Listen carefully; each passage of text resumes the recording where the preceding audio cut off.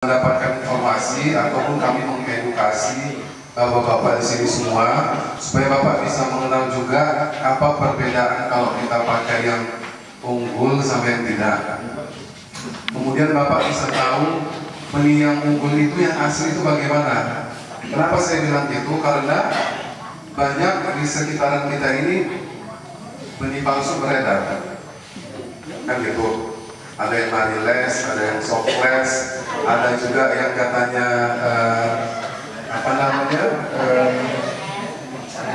ya gimana Pak? Ada yang ini yang ambil perondolan di kebun itu dicambahkannya sendiri, yang memang jadi sawit juga, cuma produksinya bagaimana, kan seperti itu.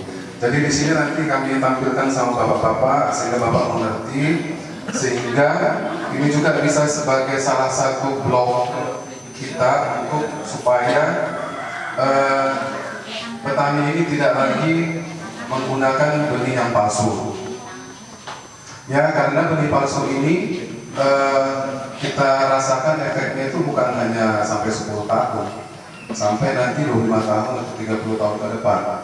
Nanti bapak di tengah-tengah umur misalnya 10 tahun, sawit itu kok nggak berbuah lagi, kan gitu. Ternyata benih yang dipakai sebelumnya adalah benih yang tidak asli. Seperti itu.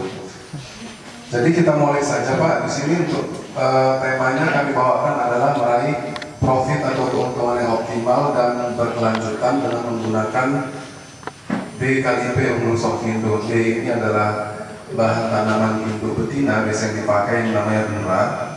Kemudian X itu disilangkan atau dikawinkan dengan P, Pisipera, yang biasanya dipakai untuk tanaman induk jantan. Jadi betina dikawinkan dengan jantan kan ada keturunannya, itulah yang genera yang dipakai untuk dikomersilkan.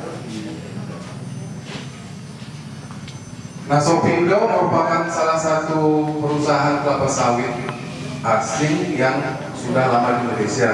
Pak atas tadi sudah katakan pertama itu cikal bakal itu di sini di Sungai Liput, perkebunan kelapa sawit Softindo yang meliputi daerah pantai timur dan juga pantai barat Pulau Sumatera. Ya, kita ada di pantai barat itu daerah Senagan, Semayang dan Lekutar. Kemudian daerah pantai timur ada Sungai Liput, di daerah Sendang Bedagai, Asahan dan Labuan Batu di Sumatera Utara.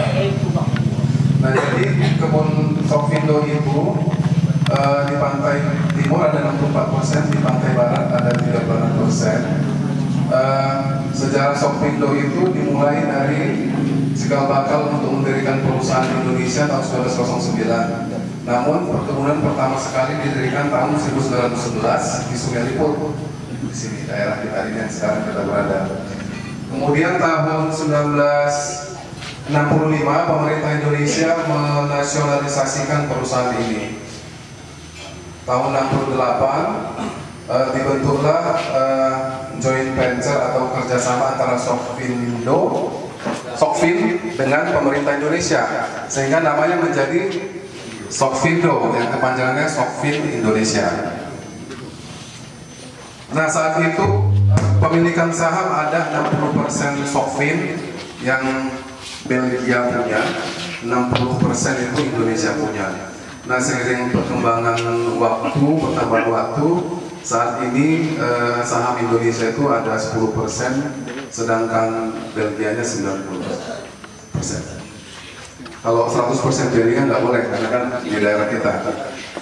Nah, sejak 2004 Softindo juga sudah mengimplementasikan RSPO, ISPO, dan ISCC. Ini adalah yang harus atau wajib saat ini dimiliki oleh perusahaan perkebunan supaya hubungannya ke pemasaran produknya nanti, apakah mematuhi aturan-aturan untuk keselamatan kerja, untuk lingkungan dan sebagainya. Nah, mengapa petani kita di